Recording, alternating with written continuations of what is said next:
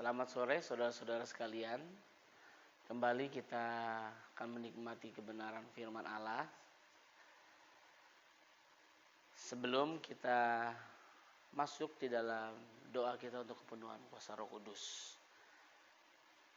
mari saudara-saudara kita buka Alkitab kita dalam Kisah Para Rasul pasal yang pertama di ayat yang ke-8.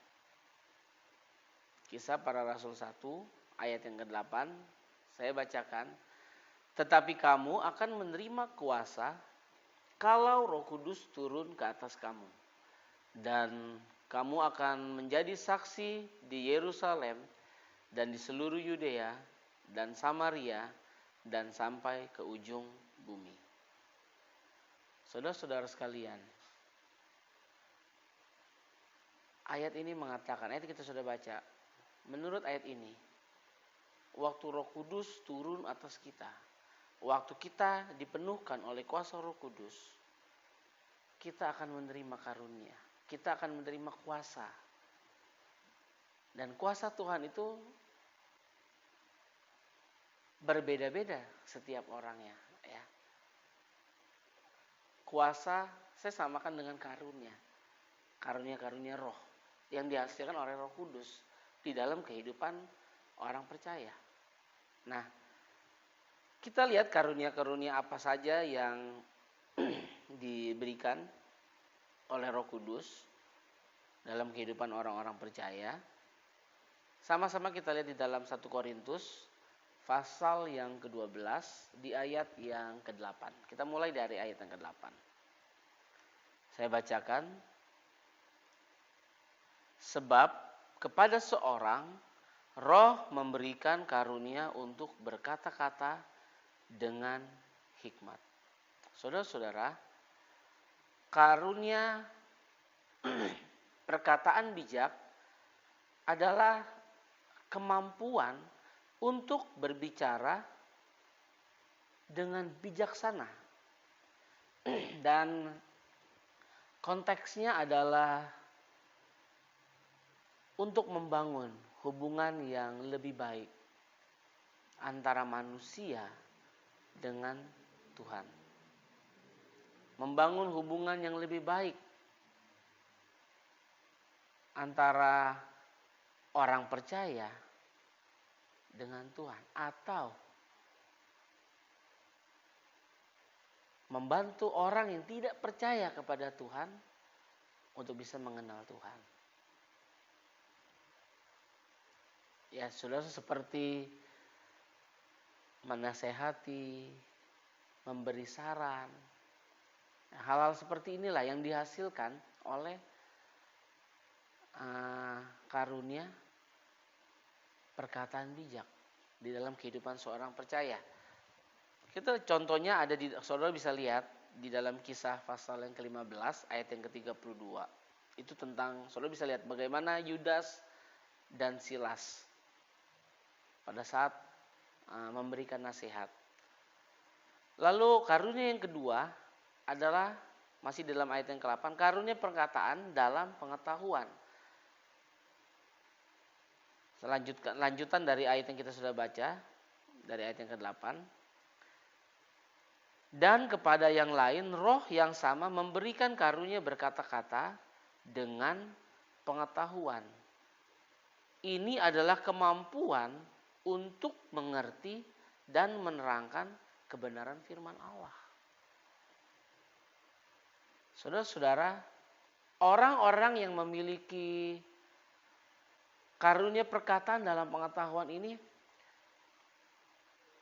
diberikan kemampuan oleh Roh Kudus sehingga mereka bisa mengerti. Ya, mereka bisa mengerti, memahami dengan dalam makna dari firman Allah. Makna dari firman-Nya yang selama ini menjadi rahasia bagi kita. Dengan karunia ini, orang-orang yang diberikan karunia ini oleh Roh Kudus mampu memahaminya. dan mengajarkannya kepada kita semua.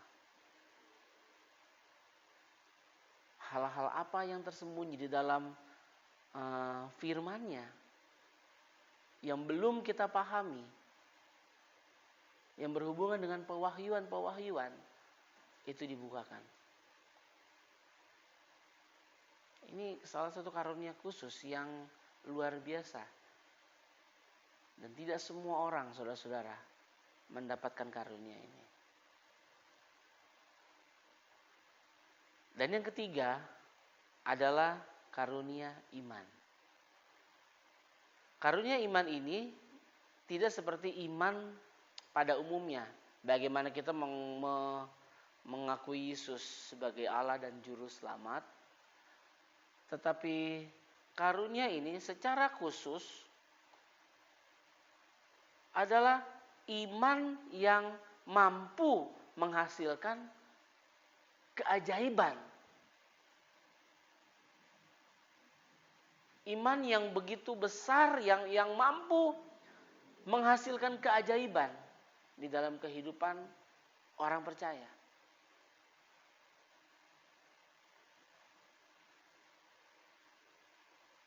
Dengan kehendak Allah, mujizat bisa jadi. Ini karunia iman yang dihasilkan oleh kuasa Roh Kudus.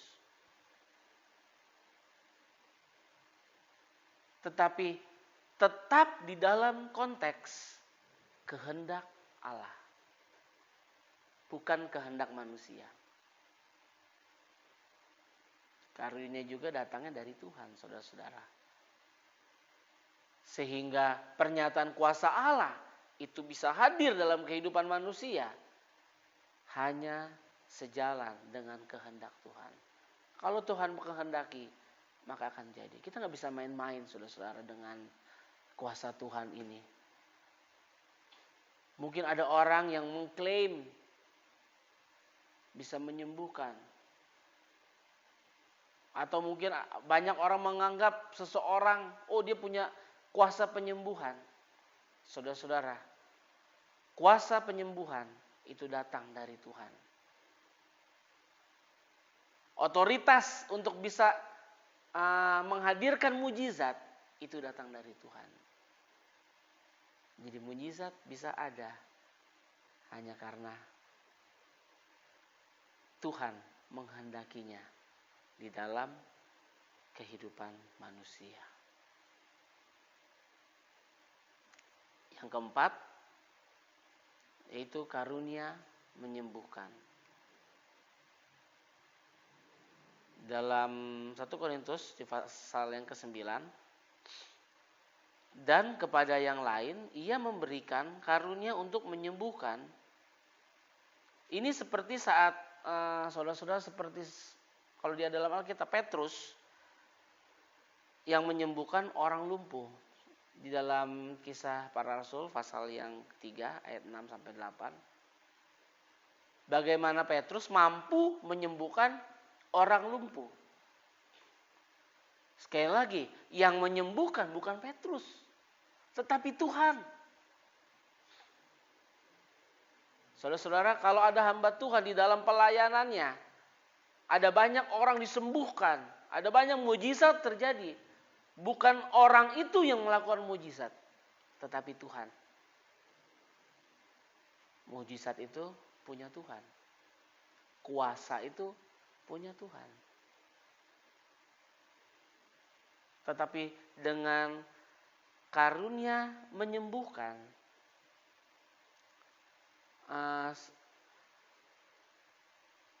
itu seperti kalau saya terjemahkan dalam kehidupan kita sehari-hari, itu seperti sambungan internet. Jadi kalau orang lain sambungan internetnya hanya 4G, ya orang-orang yang punya karunia khusus ini mungkin sambungan internetnya 5G gitu ya. Tapi penyedia layanannya bukan orang itu. Sama seperti mujizat penyembuhan. Hamba Tuhan atau anak Tuhan berdoa, memohon kepada Tuhan akan kesembuhan dirinya atau orang lain. Tetapi disembuhkan atau tidak, itu hak prerogatif dari Tuhan. Jadi puji Tuhan, saudara-saudara sekalian, yang kita lihat sampai di karunia yang keempat ini, segala sesuatu itu datangnya dari Tuhan. Karunia itu datang dari kuasa Roh Kudus di dalam kehidupan orang percaya.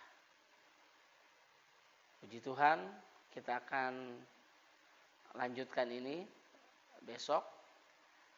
Dan sebelumnya kita mau berdoa dulu. Kami mengucap syukur Tuhan. Lebih jauh lagi kami mengenal dan mengerti firman-Mu di dalam kehidupan kami. Roh Kudus, penuhi hidup kami. Kuasai hidup kami. Kami semakin tahu kehendak-Mu Tuhan. Kami semakin mengenal rencana-Mu di dalam kehidupan kami semua. Dan biarlah kuasa Roh Kudus penuhi kehidupan kami. Terus penuhi kami Tuhan. Sehingga kami boleh semakin baik. Kami menuju kepada kesempurnaan di dalam iman kami kepadamu Yesus. Terima kasih Tuhan. Kami sudah berdoa mengucap syukur. Haleluya. Amin.